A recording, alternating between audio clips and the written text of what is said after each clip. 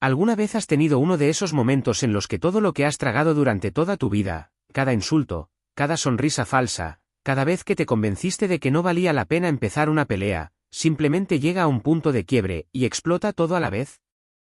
Sí, ese era yo, de 25 años, parado en la sala de estar con un traje que planché la noche anterior, con una unidad USB en una mano y un nudo frío de rabia en el estómago.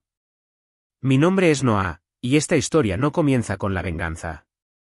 Comienza con la voz de mi padre resonando en mi cabeza: ella sí tiene futuro.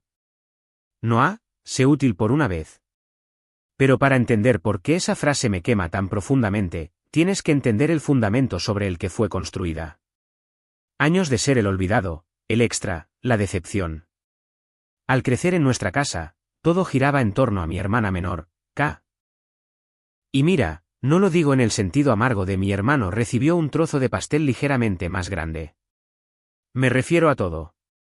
Desde el momento en que nació, fue como si mis padres olvidaran que tenían un primer hijo. Ella consiguió la mejor ropa, clases de ballet, tutorías privadas de matemáticas, clases de violín, incluso esgrima en un momento dado, porque mi padre leyó en alguna parte que a las escuelas de la Ivy League les gustaban los deportes poco comunes. Mientras tanto, a mí me tocaban las obras de mi primo mayor y un recordatorio anual de que la universidad no es para todos. No siempre fue tan descarado.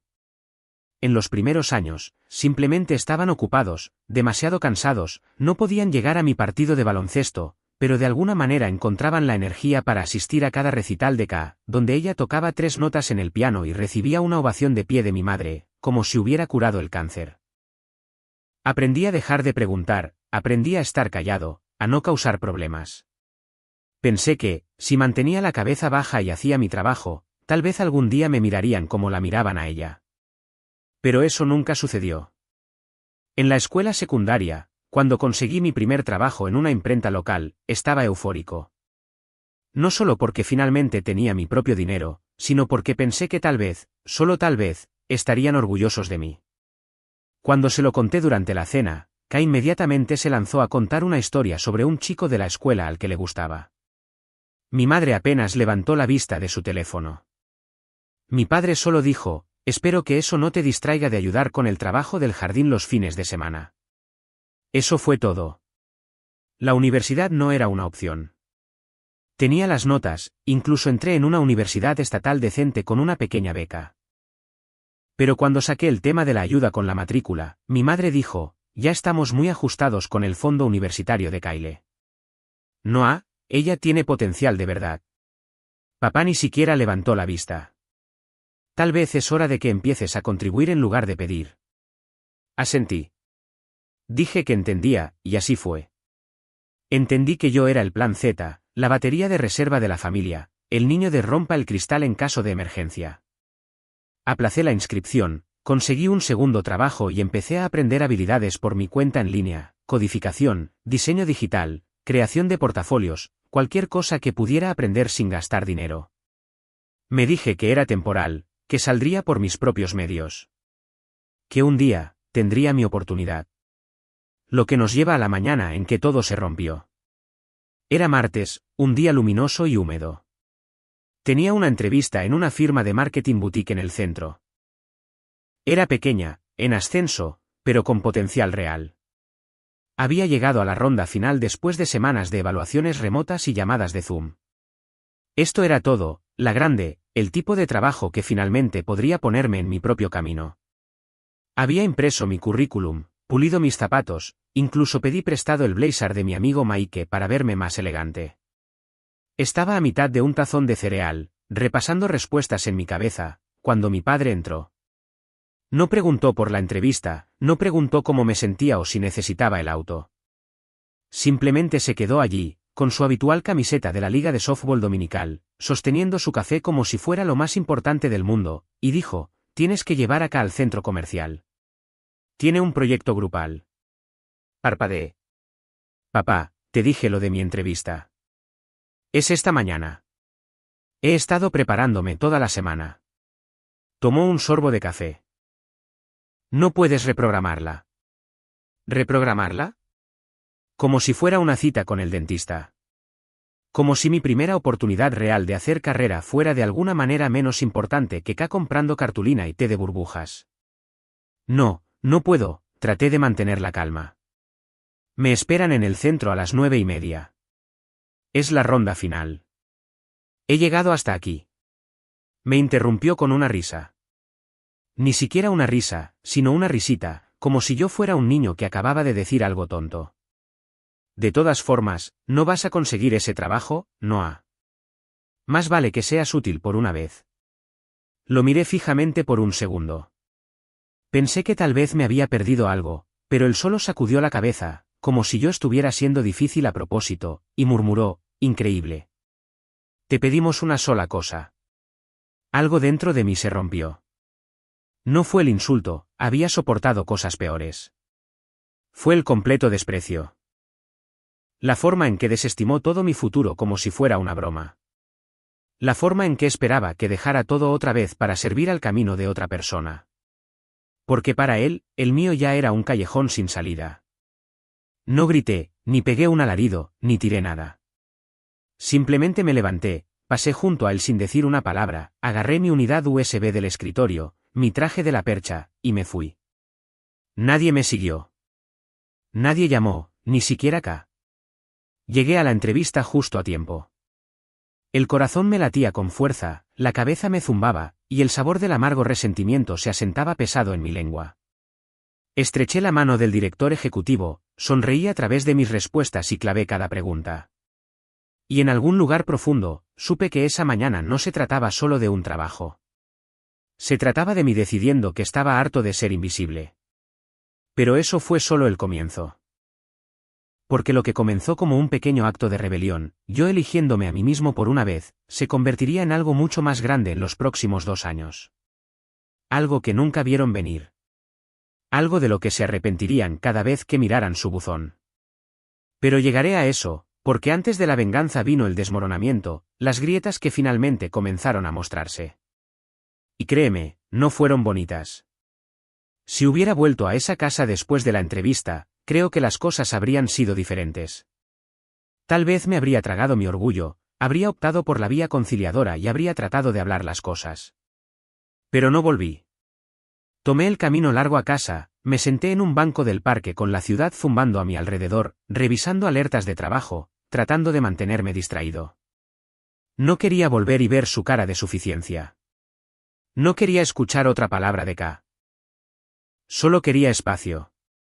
Pero el espacio no es algo que obtienes cuando vives en la habitación de invitados de las mismas personas que nunca quisieron que tuvieras éxito en primer lugar. Cuando llegué a casa, el sol se estaba poniendo y mi teléfono tenía 10 llamadas perdidas, todas de mamá.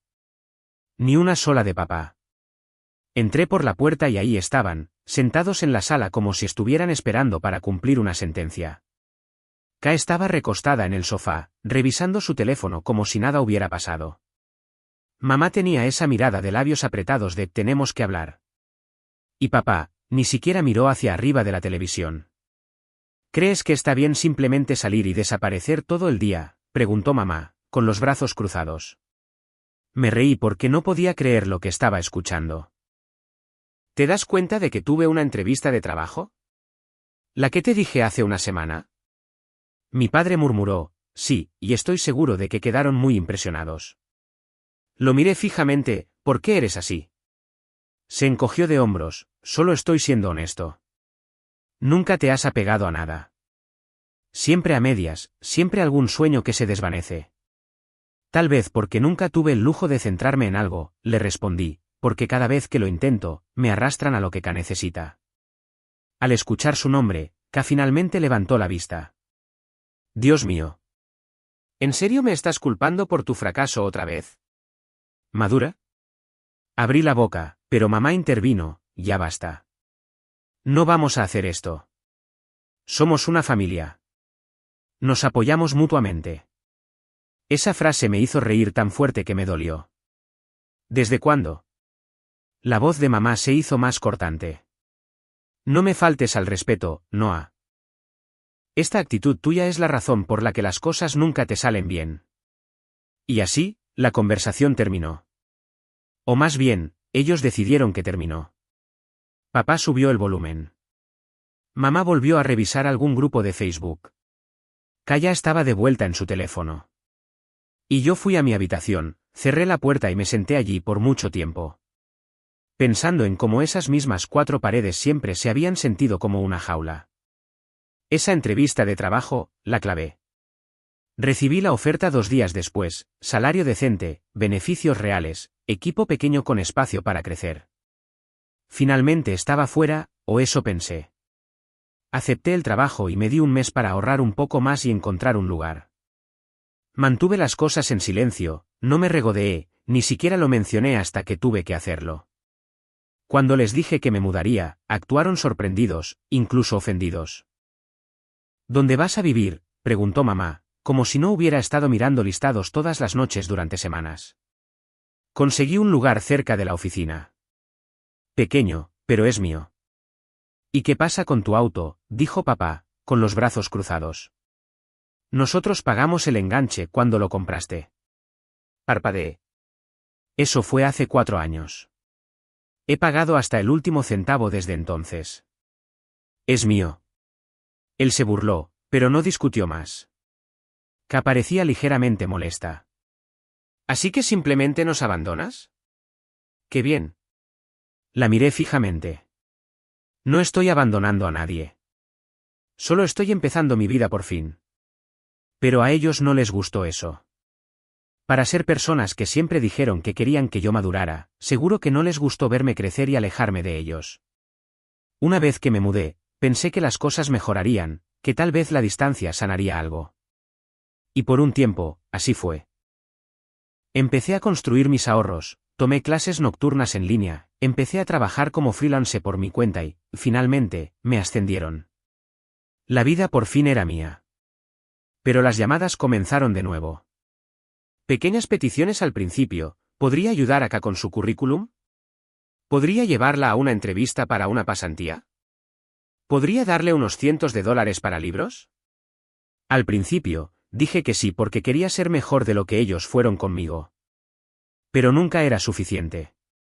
Luego vino el día que todavía me quema en la memoria. Era un domingo por la tarde, casi 1 año y medio después de que me fui. Estaba tomando café con Maike cuando recibí un mensaje de texto de Ka. Sin saludo, sin charla trivial. Oye, ¿puedes Theo firmar un contrato de arrendamiento conmigo? Eso fue todo. Respondí, ¿qué contrato? ¿Por qué? Su respuesta me disparó la presión arterial. Voy a conseguir un apartamento cerca del campus. Mamá dijo que puedes ayudar. Necesito enviar los formularios o yo perderé el lugar. Fue entonces cuando hice clic. Mamá le había dicho que yo lo haría, como si se diera por sentado. Nadie me preguntó, nadie me dijo nada.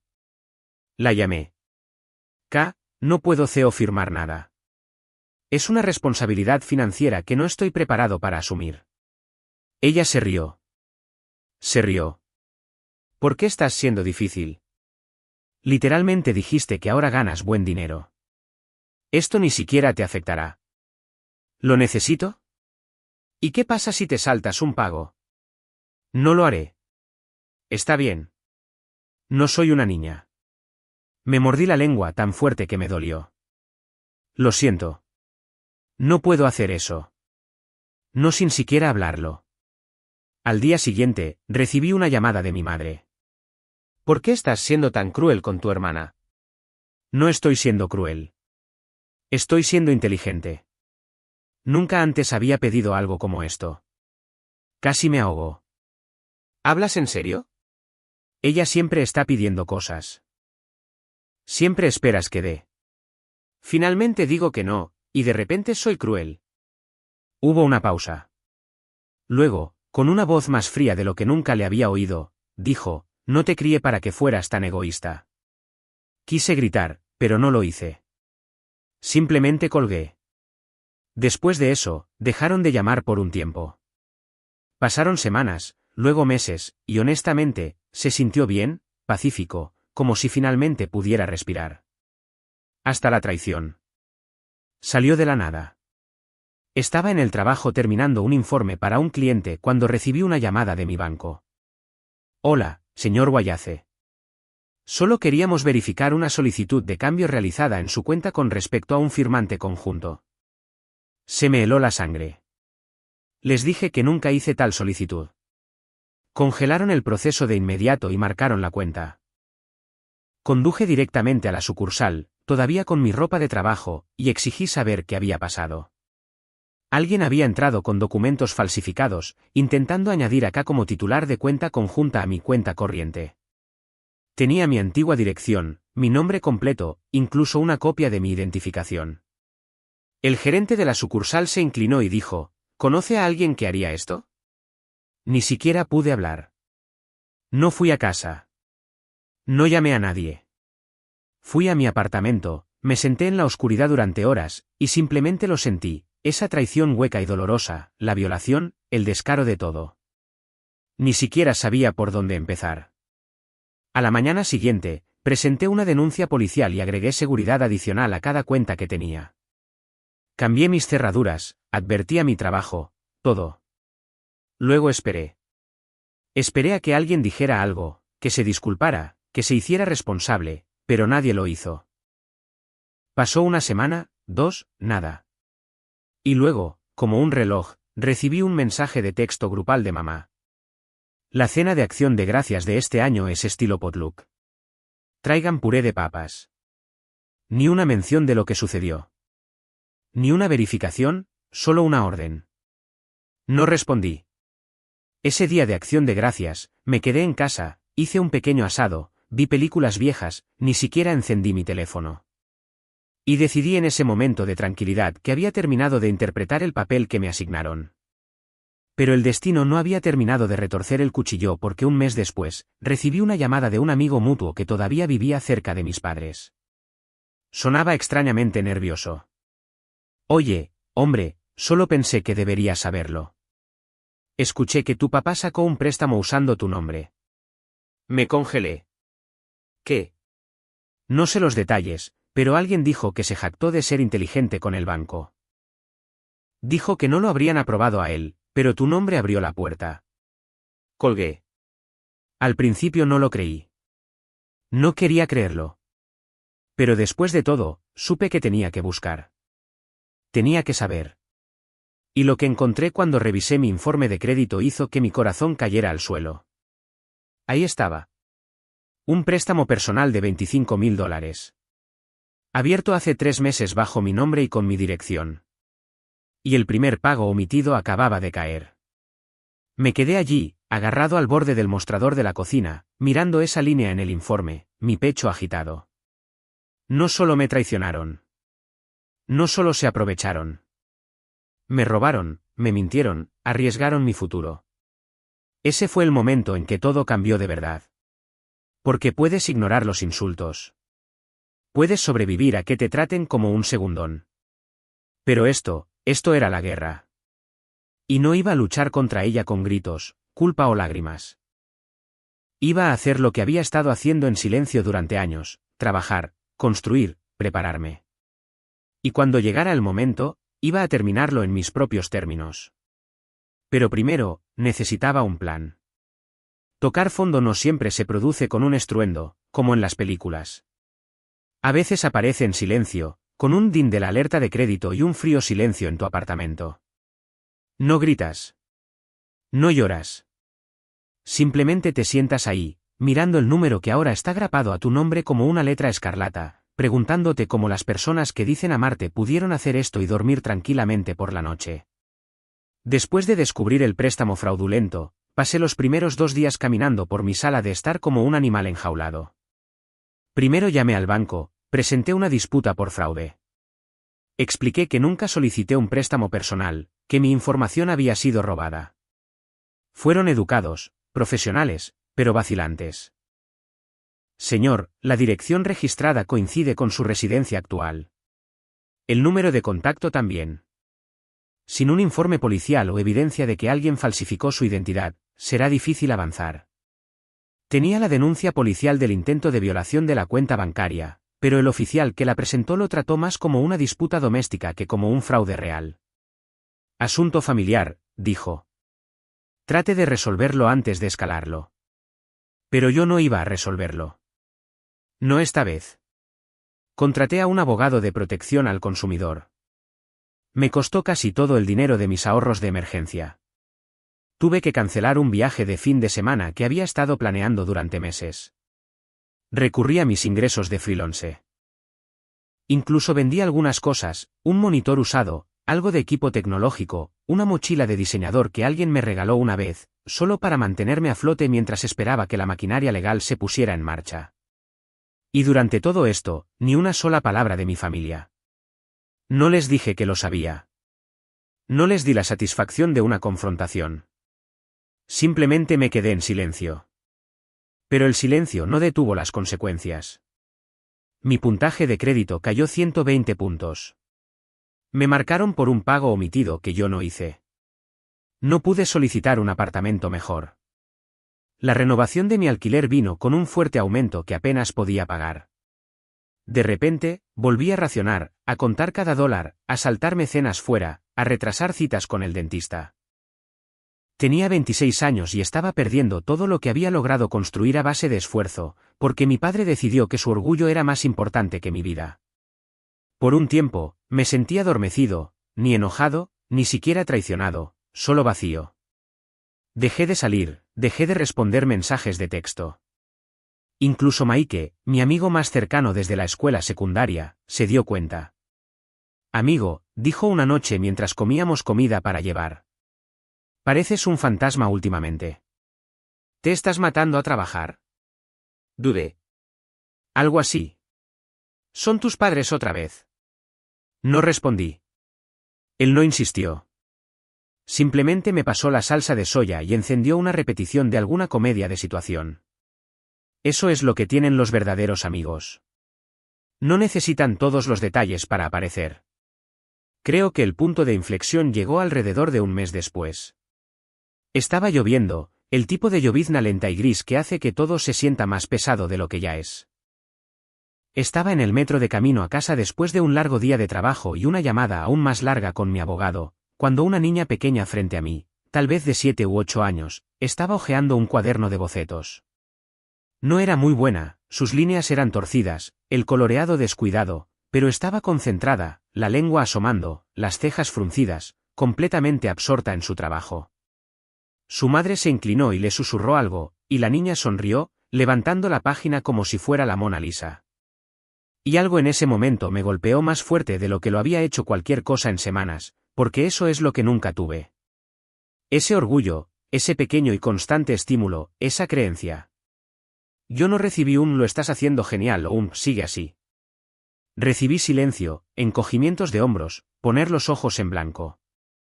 Pero tal vez, solo tal vez, ya no lo necesitaba. Tal vez yo podía ser mi propio combustible. Esa noche, me quedé despierto hasta las 2 de la mañana, reconstruyendo mi portafolio de freelance. Reorganicé cada archivo, reescribí mi biografía, contacté a antiguos clientes. Creé una lista de correo electrónico, rediseñé mi marca, creé un nuevo logotipo, todo. Lo traté como una startup. Mi startup. La llamé Pixel Foundry. Limpio, simple, mío. Luego comencé a postularme para contratos más grandes, agencias, startups, cualquiera que buscara un diseñador que pudiera ofrecer una imagen de marca nítida y experiencias digitales. La mayoría no respondió, pero algunos sí. El primero fue una boutique de ropa que necesitaba un cambio de marca completo. Presupuesto pequeño, entrega rápida. Lo acepté de todos modos. Luego vino una red de podcast que buscaba portadas y gráficos para redes sociales. Luego un blog de tecnología, luego una organización sin fines de lucro. Uno por uno, se acumularon. No pagaba una fortuna, pero era algo. Era impulso. Mientras tanto, mi trabajo de tiempo completo me mantenía estable, apenas. Pero vertí todo lo demás, cada segundo libre, en Pixel Foundry, noches, fines de semana, mañanas temprano antes del tren. Y lentamente, comencé a sentir algo que no había sentido en mucho tiempo. Orgullo. No porque alguien más me dijera que lo estaba haciendo bien, sino porque yo sabía que lo estaba haciendo bien. Podía verlo, rastrearlo, medirlo. En 6 meses, estaba ganando casi el doble como freelance de lo que ganaba en mi trabajo diario. Y con ese dinero, comencé a arreglar lo que intentaron romper. Pagué el préstamo fraudulento solo para quitármelo de encima. Mi abogado me ayudó a presentar una demanda civil contra la persona que lo sacó. Y mientras ese caso se arrastraba por el sistema, limpié mi crédito, una disputa a la vez. Conseguí un nuevo apartamento en un mejor vecindario. Pequeño, pero con luz, plantas, paz. Compré una computadora portátil nueva, finalmente fui a esa cita con el dentista. Empecé a ir al gimnasio de nuevo, a leer, a dormir mejor. Incluso me reconecté con viejos amigos, me uní a un grupo de networking, me ofrecí como voluntario en un programa comunitario de artes donde ayudé a adolescentes a diseñar logotipos para sus negocios ficticios. Verlos iluminarse cuando vieron sus ideas cobrar vida, me recordó que yo importaba, que no era un personaje de fondo en la narrativa del hijo de oro de otra persona. Y luego llegó la oferta de trabajo, no para un puesto de personal, sino para una sociedad. Un amigo de un amigo que dirigía una agencia creativa de tamaño mediano había visto mi trabajo en línea y me preguntó si quería fusionar Pixel Foundry en su negocio como consultor principal de marca. Era dinero real, capital real, liderazgo real. Dije que sí.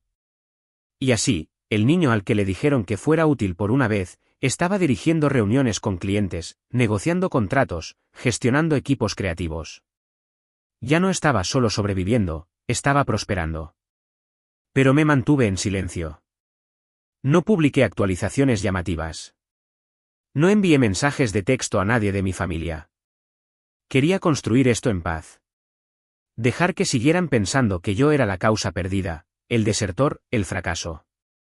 Y podría haberlo dejado así para siempre. Pero entonces, un día, recibí una carta, no un correo electrónico, no una llamada, una carta, escrita a mano en papel con un leve aroma a perfume. Era de mi madre. Me senté allí por mucho tiempo antes de abrirla, solo miré la letra, familiar y extraña a la vez. Dentro había una sola página. Escribió que las cosas habían sido difíciles últimamente. Que el trabajo de papá había cambiado, que estaban atrasados en algunas cosas, y que K había pausado la escuela por ahora para averiguar las cosas. Luego vino la línea que realmente me dejó boquiabierto. Sabemos que te ha ido bien y estamos orgullosos de eso. Nos preguntábamos si podrías ayudar con algunos pagos para mantener la casa a flote hasta que las cosas se estabilicen. Solo un préstamo a corto plazo, nada importante. Por supuesto, te lo pagaríamos. Ninguna disculpa. Ninguna mención del fraude del préstamo. Ningún reconocimiento de nada de lo que sucedió. Solo una solicitud, una expectativa, como si los últimos 2 años no hubieran ocurrido en absoluto. No lloré. No grité. Me reí. Porque esa casa, esa prisión de ladrillo y revestimiento donde siempre fui el segundo mejor, ese santuario para su hija de oro, esa casa era lo único que nunca pensarían que yo podría tocar. Pero lo había hecho, porque como parte del caso de fraude, después de investigar el rastro del préstamo, mi abogado había encontrado algo interesante. La casa estaba apalancada de una manera que la hacía vulnerable. Muy vulnerable. No actué de inmediato.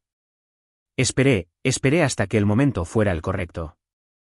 Porque si pensaban que yo era solo un felpudo con un buen trabajo, les esperaba una sorpresa. Y cuando finalmente llegó el momento, cuando los papeles estuvieron listos y se necesitó la firma final, no se lo dije en persona. Simplemente firmé en la línea de puntos y dejé que el aviso hablara por sí mismo. Pero me estoy adelantando. La venganza no se trata solo de ira. No se trata de gritar, de dar portazos o de enfrentamientos dramáticos en el ring. Eso es lo que las películas se equivocan. La verdadera venganza, la clase que se graba en la memoria de alguien, requiere tiempo, paciencia y precisión. No es ruidosa, es quirúrgica. Esperas el momento en que menos lo esperan. Cuando bajan la guardia, cuando más te necesitan. Y luego les recuerdas a quién dejaron atrás. Después de que llegó esa carta de mi madre, doblada tan perfectamente como si no estuviera empapada en prepotencia, no respondí. No de inmediato.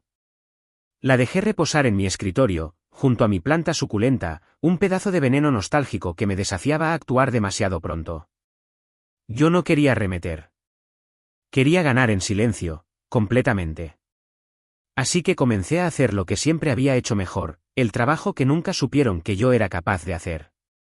Primero, investigué la casa. La compraron a principios de los 2000. Un buen vecindario, propiedad de tamaño mediano con un garaje para 2 autos y un patio trasero que a papá le encantaba presumir en las barbacoas. Recordaba cortar ese césped todos los veranos sin recibir agradecimiento, rastrillar esas hojas mientras se sentaba en el porche bebiendo limonada. El lugar siempre se había sentido como si les perteneciera a ellos. Nunca a nosotros, nunca a mí. Pero ahora, esa casa tenía grietas. Y no solo estaba hablando de los cimientos. La segunda hipoteca que habían sacado 3 años antes, la que utilizaron mi nombre como garantía para el préstamo personal falsificado, estaba agrupada en una cartera de prestamistas privados que recientemente se había vendido a un nuevo grupo financiero. Ese grupo era uno de los clientes de nuestra agencia. No una conexión directa, no quería ser imprudente, pero lo suficientemente cerca. Conocía a alguien que conocía a alguien, un tipo al que había ayudado con un paquete de branding meses atrás, que ahora trabajaba en el equipo de revisión legal para el brazo de adquisiciones de la división de préstamos. Llamémoslo Jordan. Jordan era uno de esos tipos tranquilos, afilados como un cuchillo. Gafas, voz suave, pero una memoria como una trampa de acero. Nos reunimos para almorzar en el centro un jueves después de que yo envié un mensaje vago sobre un enredo personal, con una propiedad vinculada a una adquisición reciente. Nos sentamos, pedimos nuestras bebidas y dije, esto se queda entre nosotros. Él asintió. Me ayudaste a esquivar una demanda con esa guía de marca. Te debo una. Así que le conté todo, no las partes emocionales, solo los hechos, el préstamo falso, los pagos omitidos, la carta de mi madre, la casa. Levantó una ceja a mitad de camino. ¿Y ellos creen que les ayudarás a salir de esto? Sonreí, pero la sonrisa no llegó a mis ojos. No saben cuánto sé. Jordan se recostó. Está bien, dame la dirección. Veré qué puedo encontrar. 3 días después, me envió un mensaje de texto con un archivo. La propiedad estaba atrasada en 2 meses de pagos. Nada catastrófico todavía, pero suficiente para ponerlos en una lista. Una lista silenciosa, del tipo que no toca fuerte al principio. Solo espera. Técnicamente, añadió, la nota sobre la segunda hipoteca es ahora parte de nuestro fondo de colección. Si tuvieras un comprador privado con efectivo, podríamos deshacernos de ella discretamente. Podría ni siquiera levantar una bandera. Depende de lo lejos que quieras llegar. Me quedé mirando el mensaje. ¿Qué tan lejos quería llegar? Esa pregunta se quedó conmigo durante días. Yo no era el mismo niño que solía esperar la aprobación en la mesa. No necesitaba su validación. No necesitaba su respeto. Pero los años de humillación, la manipulación emocional, la traición. Necesitaba un cierre. Y si no podía conseguir una disculpa, tomaría lo siguiente mejor, la escritura. Llamé a Mike. Era la única persona en la que confiaba con toda la verdad, pasado, presente, y especialmente lo que estaba a punto de hacer. Nos reunimos en el balcón de su apartamento una noche, bebiendo cerveza tibia bajo luces de guirnalda, y lo expuse. Escuchó sin interrumpir. Cuando terminé, solo dijo, ¿hablas en serio? Asentí. Puedo comprar la deuda, hacer que se reasigne, y eventualmente cuando vuelvan a incumplir, que lo harán, tendré la ventaja. Se pasó una mano por la cara. Noah, esto es un nivel superior. ¿Estás seguro de que quieres meterte con ese oso? No estoy metiéndome con él, dije con calma. Estoy construyendo una jaula para él. Mike dejó escapar un silbido bajo. Muy bien, entonces déjame ayudarte. Pasamos la siguiente semana organizando las cosas. En silencio, estratégicamente, Mike me presentó a una abogada de bienes raíces que se especializaba en propiedades en dificultades. La llamaremos Tessa. Era aguda, directa y extrañamente entusiasta con todo el plan. A ver si entiendo, dijo durante nuestra primera llamada de Zoom. ¿Quieres adquirir un gravamen sobre la casa de tus propios padres y quedarte sentado en él? No sentarme, esperar. Quiero dejarlos colgarse con su propia cuerda. Ella sonrió. Estoy dentro. Creamos una LLC fachada, cosas estándar, nombre genérico, registro local, documentación limpia. A través de esa entidad, Tessa organizó una oferta discreta para comprar la segunda hipoteca pendiente al grupo de tenencia para el que trabajaba Jordan. Jordan se aseguró de que se agrupara con otras 2 propiedades para reducir la atención. Sin señales de alerta, sin foco. En menos de un mes, la transferencia se completó.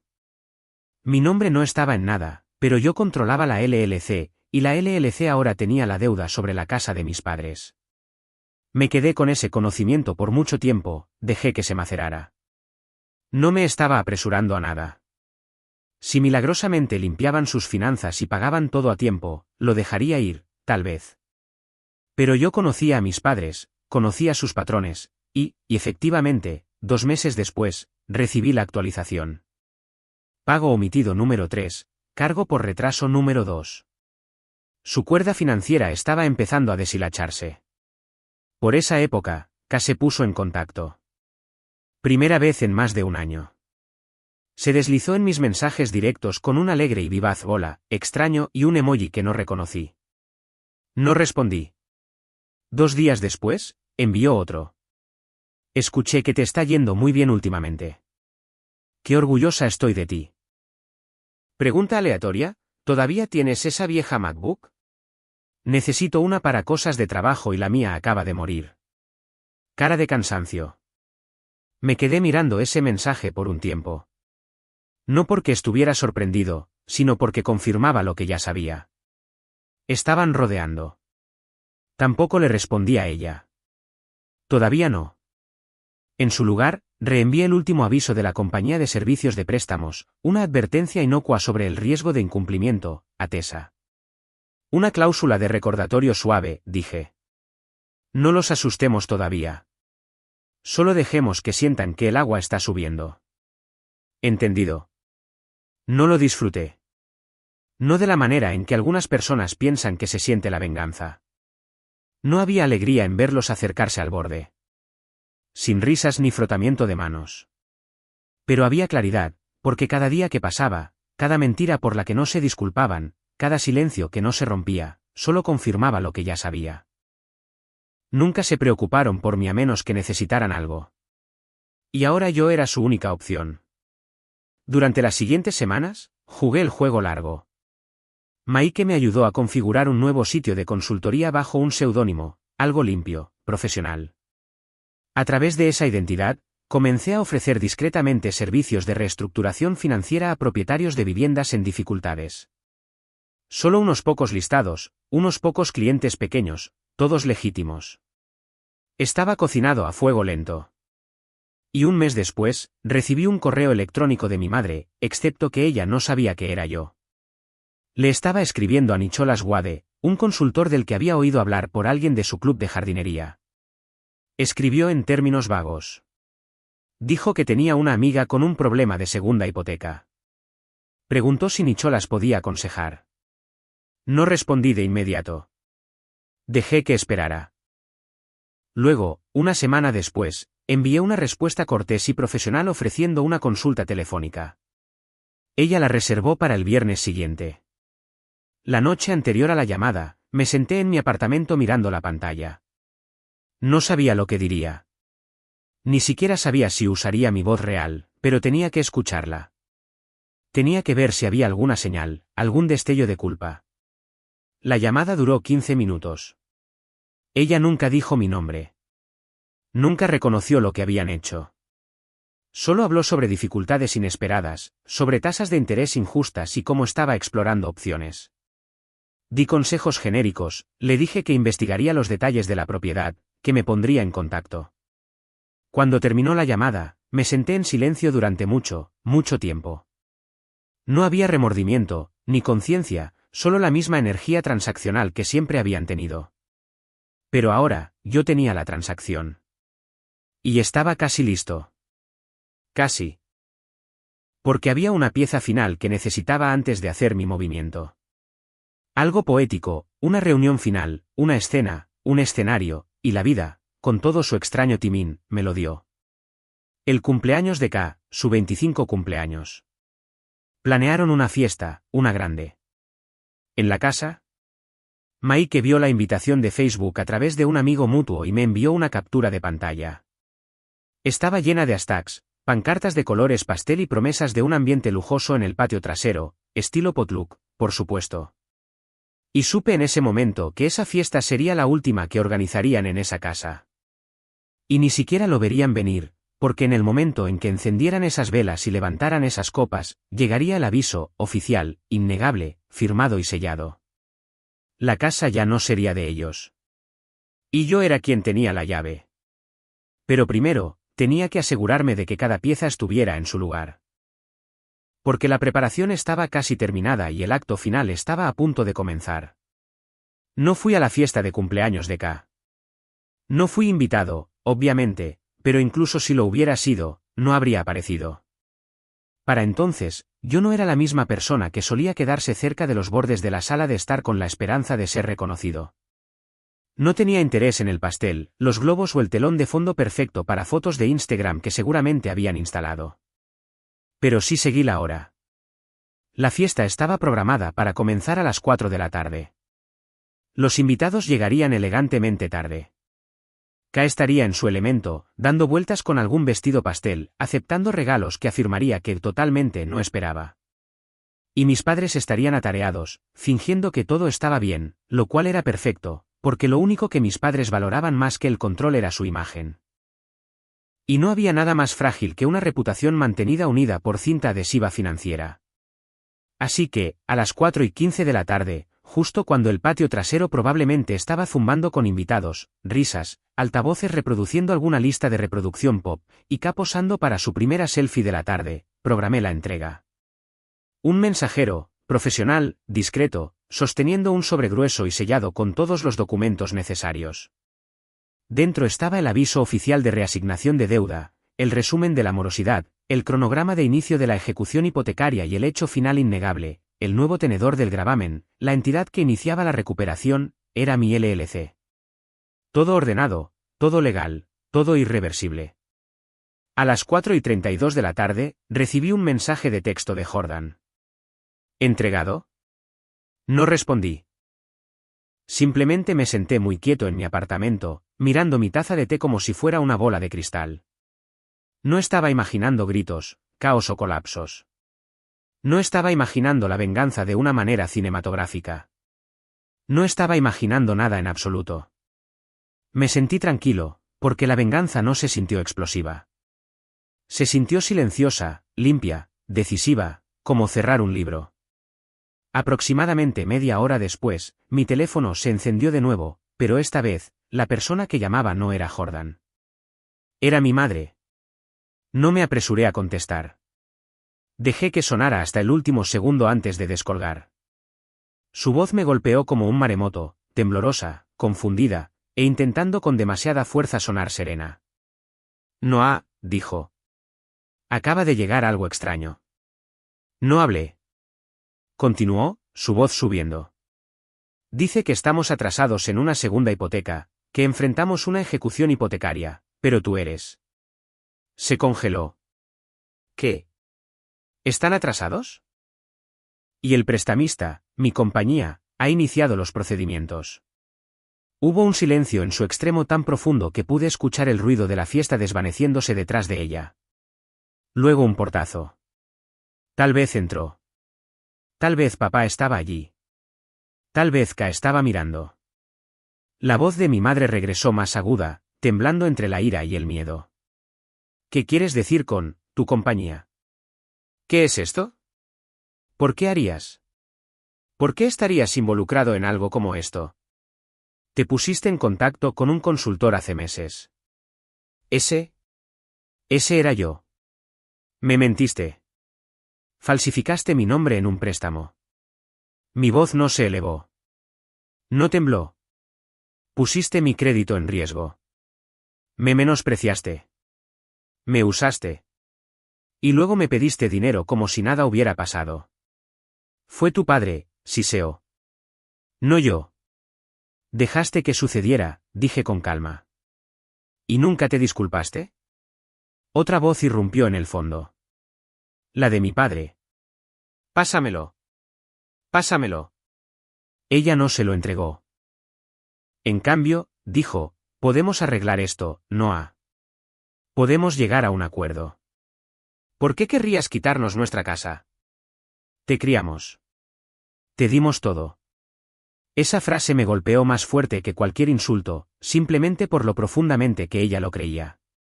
No me diste todo, dije en voz baja. Le diste todo acá.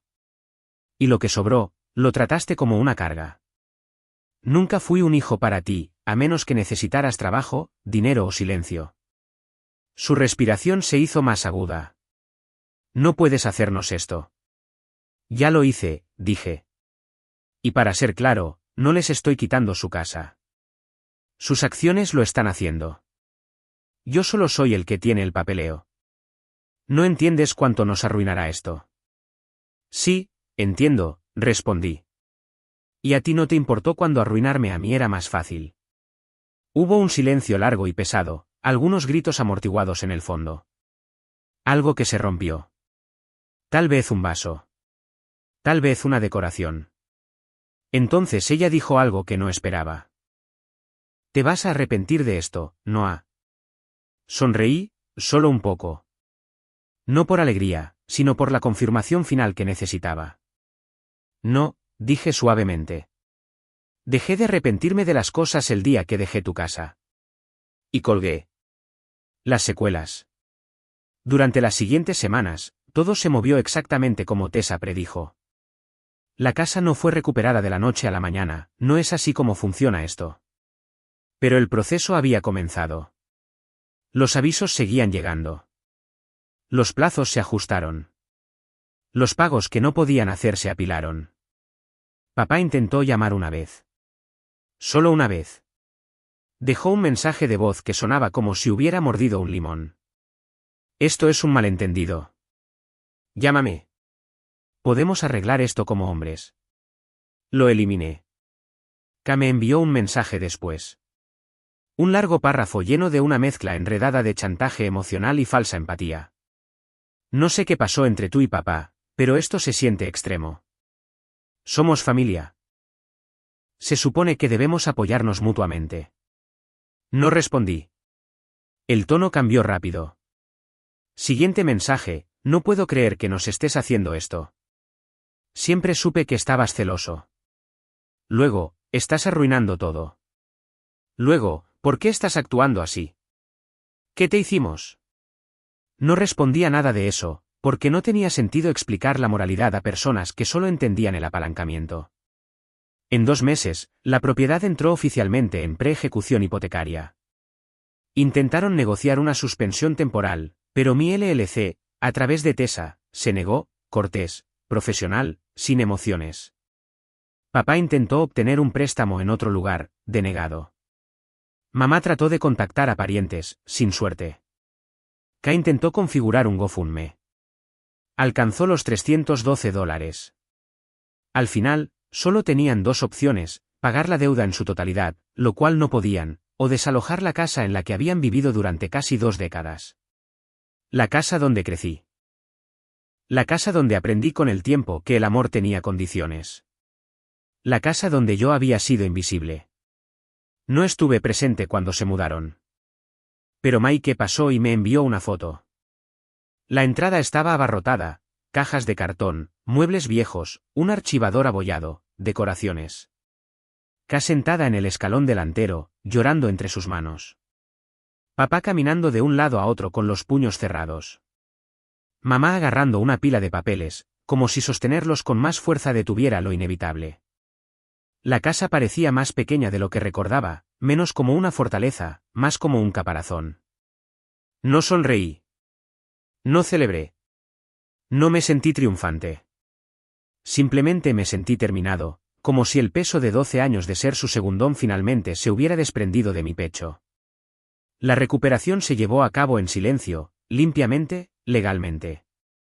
Tessa supervisó cada detalle. Finalmente, la propiedad se transfirió completamente a la propiedad de mi LLC. Un mes después, la vendí a una pareja joven que esperaba a su primer hijo. Gente agradable, amable, agradecida. Querían un hogar lleno de calidez, no de jerarquía.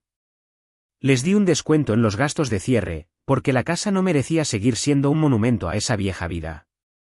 Merecía un nuevo comienzo. Y yo también. Mis padres se mudaron a un pequeño alquiler al otro lado de la ciudad. Menos espacio, menos prestigio, más realidad. No hemos hablado desde esa última llamada telefónica. K me bloqueó en todo.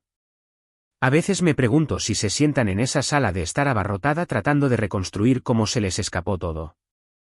Si intentan reescribir la narrativa, si se dicen a sí mismos que yo fui un desagradecido, vengativo, desleal, pero nada de eso importa ya, porque el objetivo no era la venganza. La finalidad lo era. Y la verdad de todo, la verdad que tuve que aprender de la manera más difícil, es esta: si alguien elige quemar todos los puentes para conseguir lo que quiere, no le debes una forma de volver. Ni siquiera si te criaron, especialmente no entonces. Al final, no destruí su vida. Solo dejé de permitir que destruyeran la mía. Y lo último que hice, el último cierre que necesitaba, fue esto. Conduje por la antigua casa por última vez a altas horas de la noche después de que los nuevos propietarios se mudaron. Una luz cálida brillaba desde la sala de estar. Alguien se rió adentro. Sonó suave, real, humano. Me senté allí por un solo minuto. Luego me fui sin mirar atrás, porque ese capítulo estaba cerrado para siempre.